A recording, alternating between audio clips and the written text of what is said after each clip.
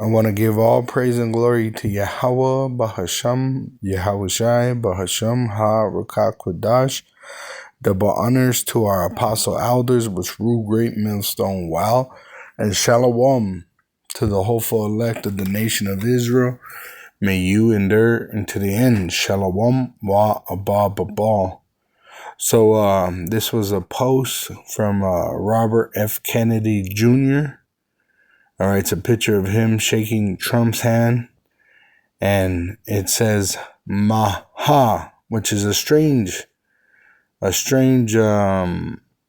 word made up by the four letters of the first of the four words, make America healthy again. That's where they get the Maha. But when you look up Maha in Hebrew, all right, which it is in the Bible,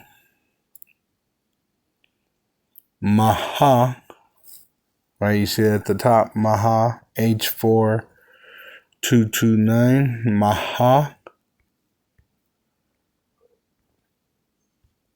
Maha, but they added an extra in their Yiddish. They added a letter. It really should only be two alphabets. I'm talking about this here. Maha, look, protest. You see that?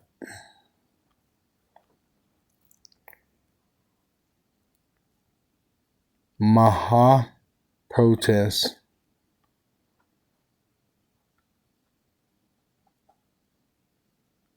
All right.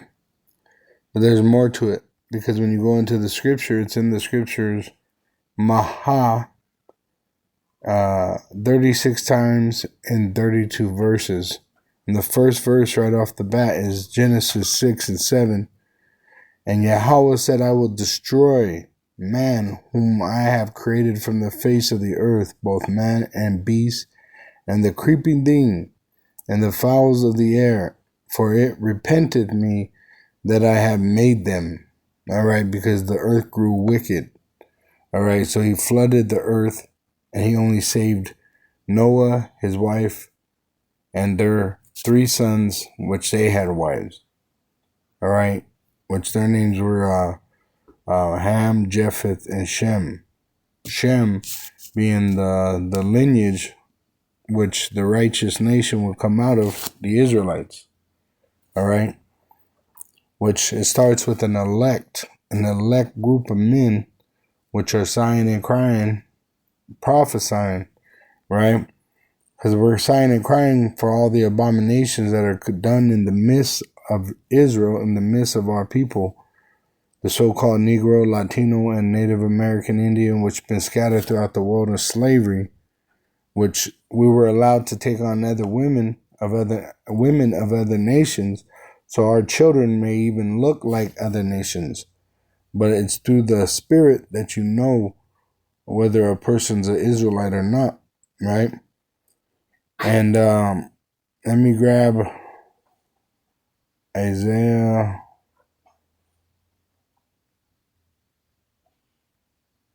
Let me see here.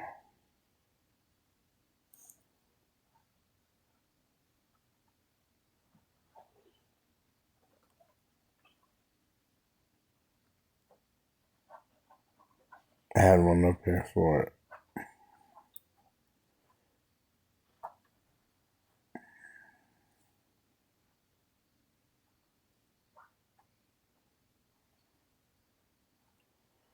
Yep. Psalm 9:5. Thou hast rebuked the heathen. Thou hast destroyed the wicked. Thou hast put out their name forever and ever. So we know that's what's about to come. Okay? And the left hand ain't doing nothing but fulfilling the prophecy of the left hand. All right? So even though they want to come down with great wrath, knowing that they have but a short time, it tells you in Isaiah 54 that they created the waster, Isaiah 54:16, behold, this is the Lord speaking, I have created the smith. So the Lord created the Edomite, the so-called white man, the red devil, the smith that bloweth the coals in the fire, right? Which is starting with Tubal, the Edomite. And they have the blessing of the sword. And that bringeth forth an instrument for his work, which nowadays they have scientists, and they bring forth weapons of mass destruction. Because the destroyer, right? The Lord uses Esau as a destroyer. The so-called white man is a sword in the Lord's hand. It says, and I have created the waster to destroy. So through the so-called white man, the Lord brought forth the nuclear missiles, which he's going to use the so-called white man and those nuclear missiles in the hands of the so-called white man to destroy Babylon the Great. It says, no weapon that is formed against thee shall prosper. So all this, they're going to, put everybody away that said anything true, kill everyone that said anything true. All that shit is hearsay, because they're only going to do what the Lord allows them. All right, and there's only a few that are allowed to be sacrificed. I'll get that scripture for you. All right, but the Lord's going to rescue us from our oppression under the so-called white man. Talking about the Israelites, salvation is only for Israel. It says, no weapon that is formed against thee shall prosper, and every tongue that shall rise against thee in judgment thou shalt condemn. So fuck Esau. All right, and fuck his New World Order too. All right, and he could jam that chip right up his ass, because we're not going to take it according to what is written in the word of Yahweh, and Yahweh Shai is going to be the one that makes sure that we stay faithful. This is the heritage of the servants of Yahweh, and their righteousness is of me, saith Yahweh. So in Revelation, let me see, 11, it says, let's see. Oh, no, you know what? 6. Revelation 6 is the one I was thinking of, to the Spirit. Revelation 6 and 9. And when he had opened the 5th seal, I saw under the altar the souls of them that were slain for the word of Yahweh and his son Yahweh Shai, and for the testimony which they held, which we testify of Yahweh B'Shem Yahweh Shai. And they cried with a loud voice, how long, O Lord, holy and true? So even though they died, they're still alive in a different realm with the Lord. And they cried to him and his son, Yahweh B'Shem Yahweh Shai. How long, O Lord, holy and true? And that's why Esau, no matter what he does, it's only gonna get worse for him. He kills the Israelites, they run to Yahweh B'Shem Yahweh Shai. We stay alive, we praise Yahweh B'Shem Yahweh Shai. So the Esau's just he's in quicksand, and the more he fights, the faster he's going down. It says, I saw under the altar the souls of them that were slain for the word of Yahweh B'Shem Yahweh Shai, and for the testimony which they held. And they cried with a loud voice, saying, how long, O Lord, holy and true? Dost thou not judge and avenge our blood on them that dwell on the earth? And white robes were given unto every one of them, and it was said unto them that they should rest yet for a little season, which he's going to have a time to put the Israelites to death for this testimony, but only a few will be allowed to be put to death. All right? Because the so-called white man doesn't run shit. Yahweh B'Shem Yahweh Shai is in control of the right hand and the left hand. It says,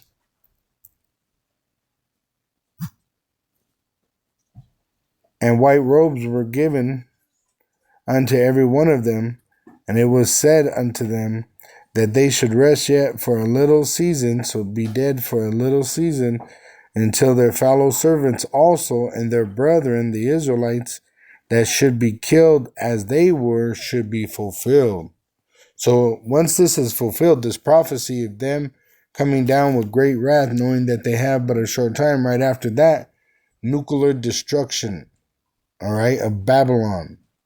Okay, and that's what goes on in this here, all right?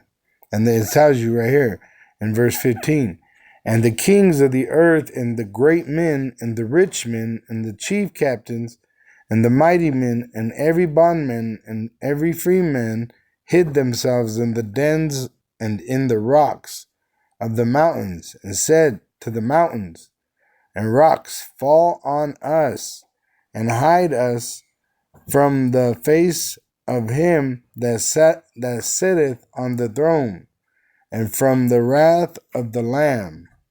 For the great day of his wrath is come, and who shall be able to stand? See, he didn't tell us to go build bunkers. He didn't command us, the believing servants of Yahweh Shem Yahushai, to go build bunkers. We went to go out and preach this gospel, right? Looking for the elect of Israel mingled amongst these other nations, all right? And this word is what was going to draw them out of that nation, right? To be like, hey, you're an Israelite. You might look like a so-called white man, but your faith being on this word, the word of Yahweh, which speaks of his son's return, that makes you an Israelite. That's what that, and it doesn't make you an Israelite. It's because you are an Israelite. All right. So it makes it evident to us, and to yourself, that you're an Israelite when you have faith in this word. And then you endure in that faith through all trials and tribulations. But see, the wicked, they don't have no faith, and they're fearful because they're fugitives, right? Being murderers, rapists, thieves, liars, blasphemers of Yahweh, his son, Yahushai, the angels in his tabernacle. All right.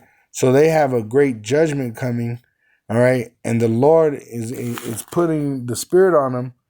That's why they're building bunkers and all this. They got bunkers being built, which they already had them built, for this day.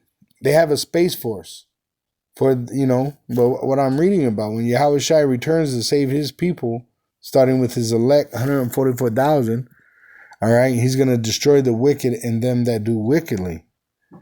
And they're going to hide the elite. They're going to run into these bunkers or people, and, they're going to look for safety underground, but it's going to be so terrible, right? Because you got to remember, 200 million nuclear missiles are prophesied to hit Babylon the Great. And they go so deep into the ground, so even them that are in America that go into these bunkers, it's not going to do you no good.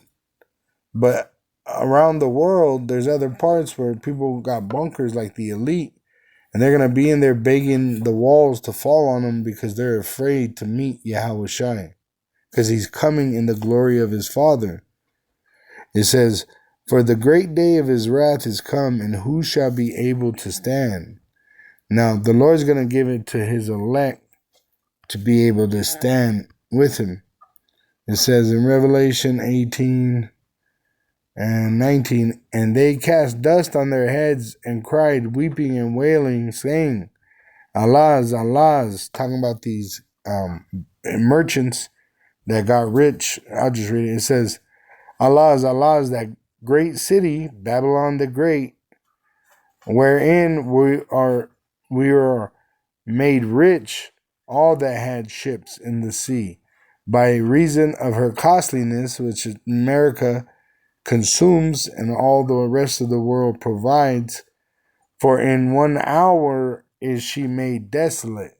So Babylon the Great, the number one consumer, all right, they're going to be desolate. They're going to be destroyed by nuclear missiles. It says, rejoice over her, thou heaven, and ye holy apostles and prophets, for Yahweh Ba'asham Yahushai hath avenged you on her, because they're going to persecute us, which they're already speaking in their draconian tongue. It says in Revelation 12, and 12 it says, Therefore rejoice, ye heavens, and ye that dwell in them. Woe to the inhabitants of the earth and of the sea, because there's going to be a nuclear war. For the devil is come down unto you, having great wrath, the so-called white man, because he knoweth that he hath but a short time. And that's what's happening. This devil, he knows because he's listening to the prophets, seeing the events take place. So he's scrambling, trying to fight for his life, because really he's about to lose everything. All right, they're going to lose their kingdom. They're going to lose their sword. They're going to lose everything they have, all the power that these red devils have. They're going to lose it, and they're going to go into slavery under the Israelites when Yahweh Shai returns. That's what is prophesied in the Holy Scriptures. Verse 10, it says, "And I heard a loud voice saying in heaven, now is come salvation and strength and the kingdom of our power." Which it tells you when this judgment comes, there's going to be a voice, and it's in Revelation 18, that calls us from this earth into the chariots. All right? And it's going to be more, in Hebrew. It says, now is come salvation and strength and to the kingdom of our power. And not no Yiddish Hebrew, but the actual Lashon Kodash. And the power of his Hamashiach, for the accuser of our brethren, who accuses us, the so-called white man. All day long, the immigrant, the black man, he's a thief, he's a robber, he steals, right? But who really stole from the so-called black man and the so-called Hispanic man and the so-called Native American Indian man? It was the so-called white man. All right, so they accuse us, and they even falsely accuse the hopeful elect, because the hopeful elect are walking righteously, right? But they're trying to condemn us, so this is going to bring their end. That's why I read Revelation 18:21, that he would tell us to rejoice and watch Babylon the Great burn as we are delivered, because he avenged us. It says, for the accuser of our brethren is cast down, which accused them before our power day and night. And they overcame him by the blood of the Lamb and by the word of their testimony, and they loved not their lives unto the death. So fuck Esau, right? And hey, if we got to die for it, meaning we be sacrificed, right, beheaded or whatever, because we have this testimony, right? And they say we're enemies because we tell the truth. Hey, so be it. Remember, we have life in Yahweh B'Shem Yahshai. Esau has nothing. He brings death. All right? And that death is eventually going to catch up with his ass, where he's eventually made extinct after 1,000 years of slavery under the Israelites.